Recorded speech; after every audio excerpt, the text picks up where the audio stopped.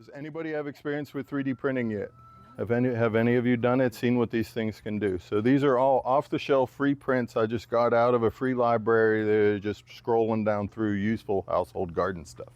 So one of the things is this is a cat grass garden that you fill up here. It self-levels and the grass grows underneath it till it grows through here, and then your cat can nibble on it. Catnip, huh? I'm going to use it. That's for drugs. I'm going to use it to self-water these sprouting trays. So I can have my sprouting tray with an LED light, have this in between two of them, and then have this bottle self-water both of my LED trays. Wow, nice. This is, I didn't print up, there's a little bobber that goes in here for the sprouts, and this that comes out for once I sprout them out of the seeds. So this I just found and printed up. Some Norwegian guy designed this whole thing with 12 different cups that so I just put a little fountain pump in the bottom, attach it right here, and it comes all the way up through the top. So it's an aerial garden. That's, yeah, it's that's sick. I think of it as kind of like a clone tower. Is a really good use case for it. So this tank, I'm going to double up my printer. This is how it came stock. This is a little self-leveling float that comes up, pops up through. 3D printing? Yeah, all of this just this week. Wow. Like, and I can print them on demand. So I can do through-hole fittings. I can even print, because I got the high-end printer with a case, I can do nylon washers for my O-rings, for my garden, for my through-hole fittings, if I need a bushing. You had me at O-rings. Yeah, these things I can print up even. So the quick release garden hose fixtures, it's easier to do these males. There's a complicated version, but I can even 3D print the gasket that goes inside now. Whatever size I need. Material? On demand, yeah, it's a nylon. It's a flexible nylon. So I need a new knee. Have you hit that level yet? well, just like all the little shit that breaks on our stuff around the house, and Yep. being able to like mass produce. Like I found a free template for all of the drip irrigation hardware that I might ever need. Like any fitting, any T, any elbow, any union. Nice. These I can just like, with these they fit on with my garden hose. So it's like I can have a through hole fitting that I put a clamp on for a garden hose, and then this tightens into the side. Like there's a version for these. This is what they look like with the little supports. These are tree supports to keep it so it prints properly, and the inside supports underneath. This one's another float that it just, you have a little piece that comes up and connects to the hose, and then when the water level lifts it stops it from filling your container. This is another version of that attaches a bottle. So one little drinking bottle becomes the float bob, like in your toilet, and a little double-sided tape right here seals this opening, and then my 5-gallon bucket will fill up this container. Then this is designed as like a central distribution box, basically, for an irrigation tank. So these are the lids that fit right on my salsa bottles that printed up to put the bean sprouts in, and this tray catches any of the drip that comes out of the bean sprouts. So these are what I'm doing, the 3D brackets for the 200 square foot domes. So I can put like a 75 millimeter by 50 millimeter wood bracket like this one. I can put an insert screw in one side, and then I've been testing different washers, and that's getting structural. Like I can run this over. This is made out of ASA UV impact and heat resistant plastic that's like water resistant. Like you can run this over with your truck. It's like, this takes about by itself 16 hours to print this. A whole kit takes 15 days of 24-hour a day printing to do one. So do you own one of those printers? Yeah, I have it running right now. It's printing up the back. It's for another version of this that fits on a 5-gallon bucket. Somebody designed the tower, and now I'm printing up my second version of connections to a 5-gallon bucket lid. 2 other people, like one just created another like through hole fitting for it, kind of like this one. that fits from a 5-gallon bucket to here, the other version of this. Yeah. Someone else just created a panel that goes around and has a little slider so I can open it and access it and hold for like the pump for the pond pump. It's like humans are so amazing. Like we're Do you use like AI to ever help you like I haven't found it helping with the design. I have to tell it what to do. I haven't paid for it though. Once I get to the paid stuff, I'm been using AI right now to tell me, like, create a business plan and an educational plan for learning how to use AI to teach everybody else this stuff. Because like I can write, but people don't read, so I have to put it in audio and video clips for everyone. And now AI is telling me what AI to use it, but I have to still pony up some cash. 'Cause that's how big is, and maybe this is like a stupid question, but how big is a 3D printer? Because I don't know much about it. Like the whole printer is like this tall with my AMS and this wide. Like it's just like a And how do you send in like a model? Like do you use a computer program? There's an app that interfaces from my phone through the Wi-Fi to the printer and to my desktop, so I actually get notices on any of the three. So in a live feed, I have a camera on it, so I can watch on the camera in the house, like see how the print's going before I go run over at 3 a.m. to switch it.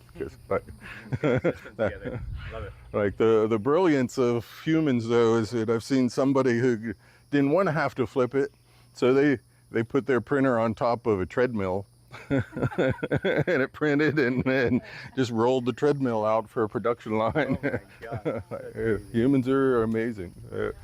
Somebody somewhere has probably already figured out how to solve any problem any of us come up with. But the information isn't evenly distributed.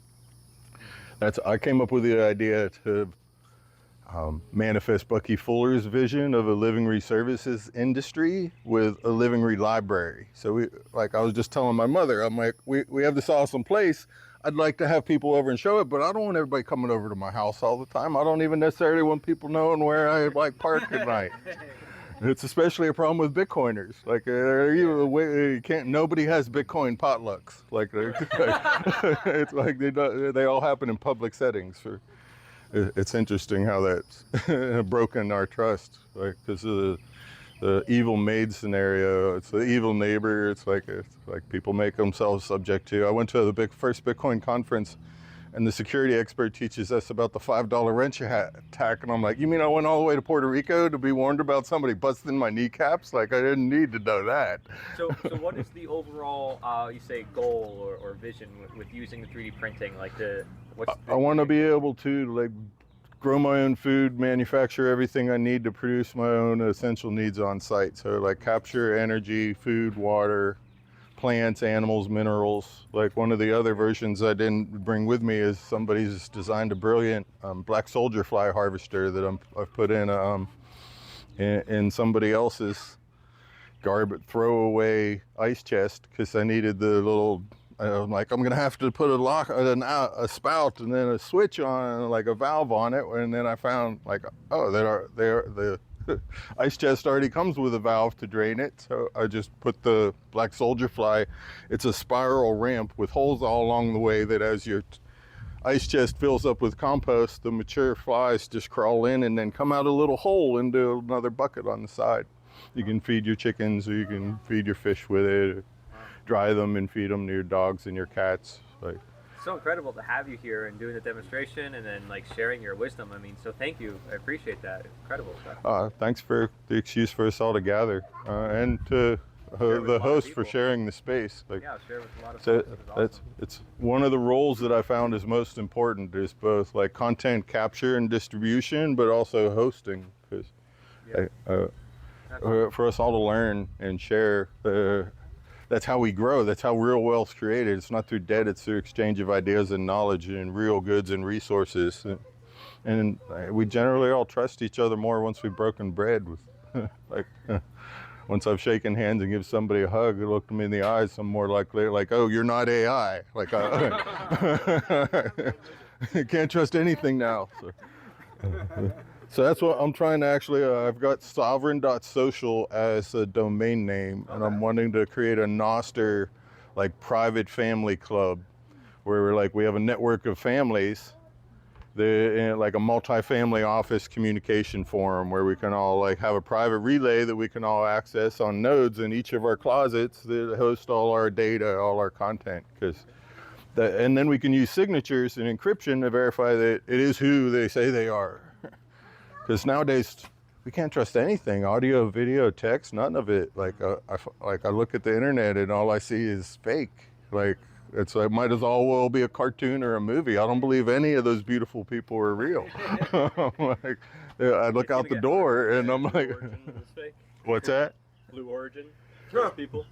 I assume anything digital nowadays is most likely compromised. Like, and that's where we have the only choice we have is like the immutable ledger of Bitcoin with the nodes there as final notarization of data. We can just like record it all on a hash that we like timestamp there. They call it time chain for a reason. And like that provenance of truth is like one of the hardest things like humanity's faced throughout time. And then keeping it so your grandkids and your kids don't waste all of your wealth. Like the smart contracts and the like nodes. I really am excited about. I've been exploring the whole life insurance private banking strategy. I'm really sensing that like we can have our own private like permaculture credit union with a like collateralized Bitcoin fund that like lends out to the eCash credits through a Fediment to the family members. Like, yeah, you're going deep into that. Yeah, I'm really so excited about it all. Like that's what Tony Robbins and his friends did. They started their own bank. Yeah, that's one of the ways you break away. Yeah, but that's also why they destroyed the American family, because they don't want us pooling our resources and our money to then begin buying and spreading our influence, and that's their influence. Yeah. So now I ask AI, I'm like, okay, I'm just like a family of two. There's just like me and my mother. We don't have any assets. Mostly what we have is debt. Like, how do I start a multi-family office when I got nothing and nobody knows me?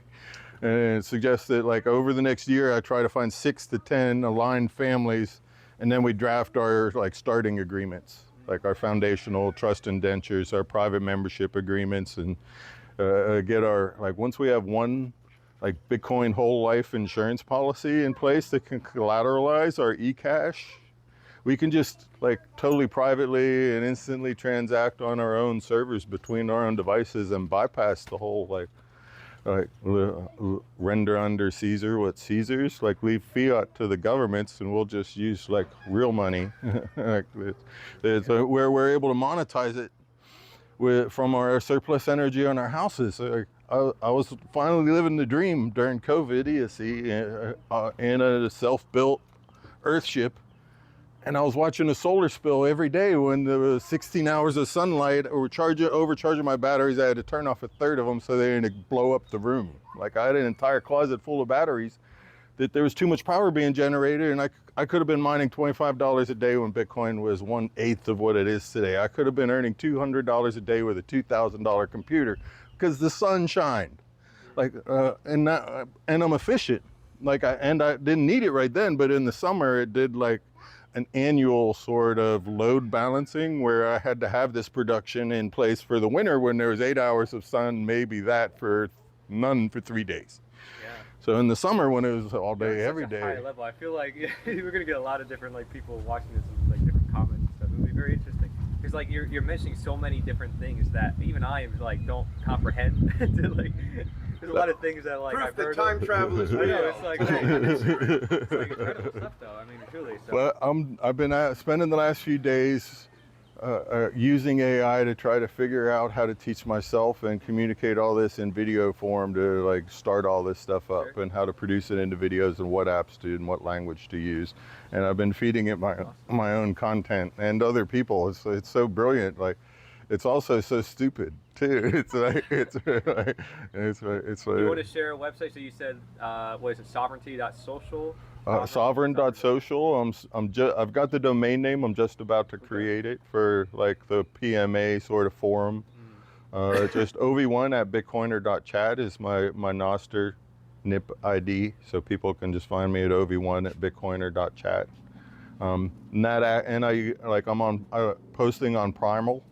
So a lot of people that are new, they go to primal.net, I think it is, and they instantly get a wallet and an identity, and can interact through any browser.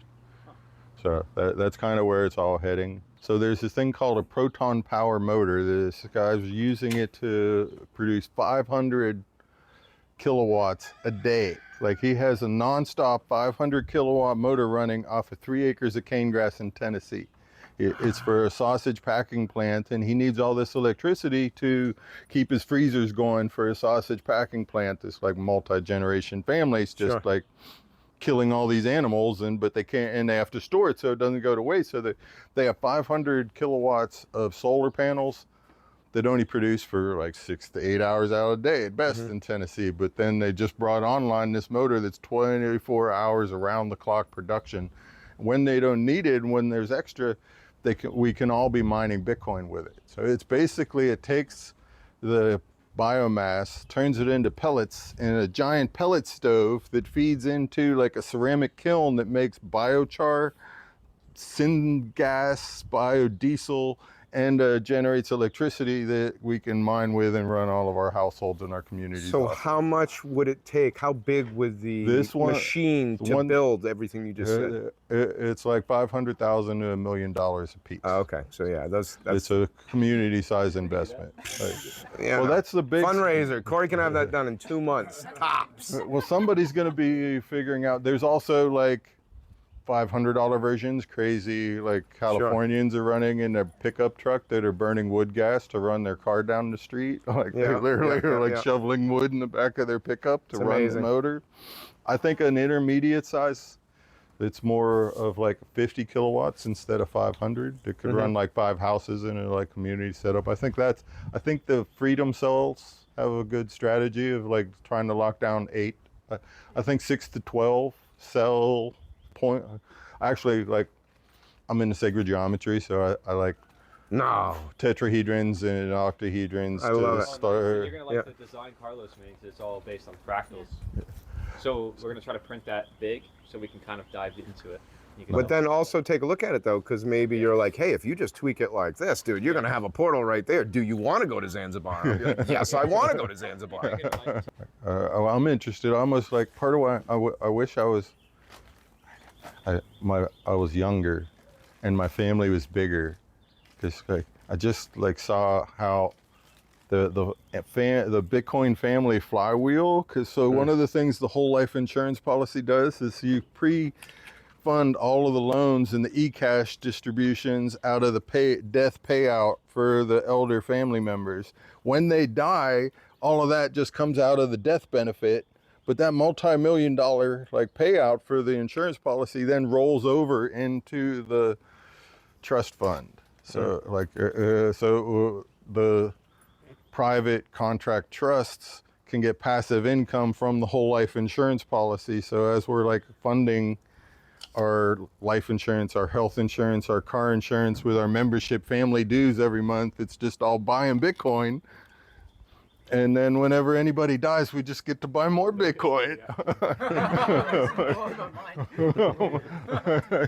Like a few generations ahead, like there's no catching up. Like anybody just thinking like as an employee and working hourly, selling their time for money, are just going to be like pedestrians left behind while we're driving off in Teslas.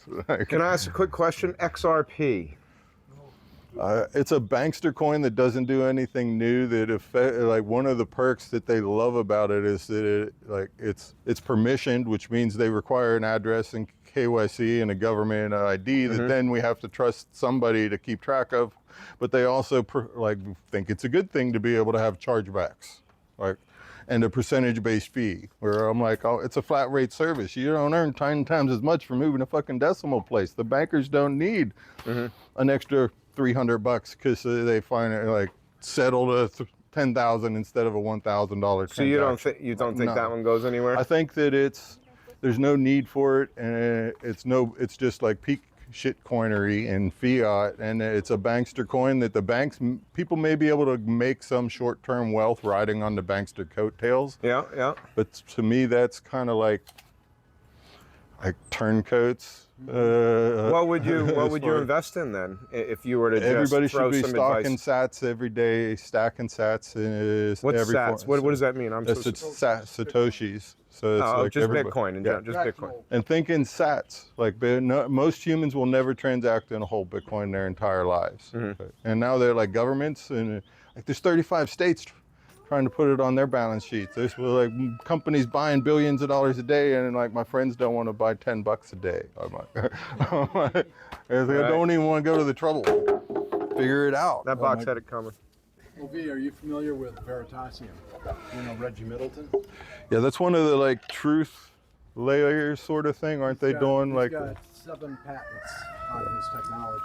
Yeah. And it's peer-to-peer capital markets. No middlemen, no banks.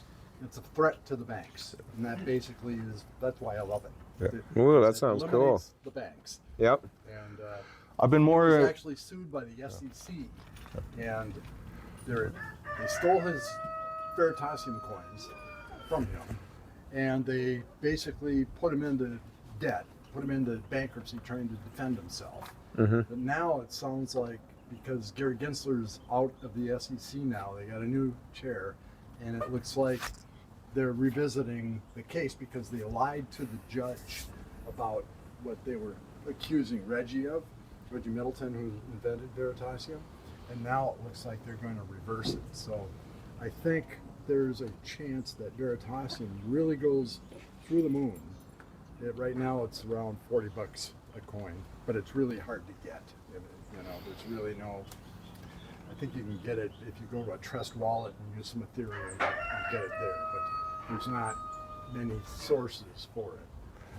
But when the legal procedure gets reversed, Reggie supposedly gets reinstated with his coins, then I think that there's a potential for that to go on. I've learned over time that everything goes down relative to sats. Like priced in Bitcoin, like there's no everything worthwhile will move to Bitcoin. Like even Tether now is starting to integrate with Lightning.